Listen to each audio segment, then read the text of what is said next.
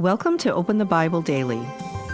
Today's devotional is The Honest Confession of a Godly Man. Psalm 73 verse 3 says, I was envious of the arrogant when I saw the prosperity of the wicked. You can hear Asaph's distress in his words. I saw the prosperity of the wicked. The wicked act as if no one can touch them, and God does nothing about it. But here I am trying to serve the Lord in ministry, and all I see is the agenda of those who hate God and despise His word moving forward.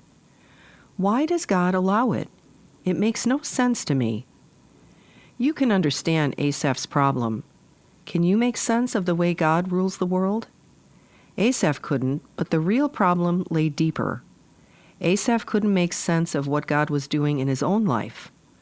All the day long I have been stricken and rebuked every morning. He poured out all this frustration about how God rules the world, but the real problem is that things were going wrong in his own life. Remember that this is the confession of a godly man. Asaph is in full-time ministry. He is a spiritual leader. Other people look to him for leadership. This man has been reading his Bible and saying his prayers. He tithes his money. He has poured great energy into pursuing a holy life. He has made sacrifices for the advance of God's kingdom. But sometimes, underneath the bigger questions that we have about the world, there are deeper, more personal questions about what God is doing in our lives.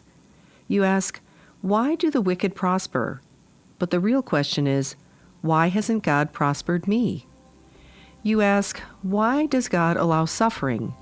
But the real question is, why is there so much pain in my life?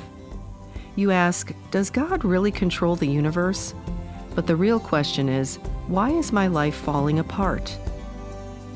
Are you struggling to make sense of what God is doing in your life?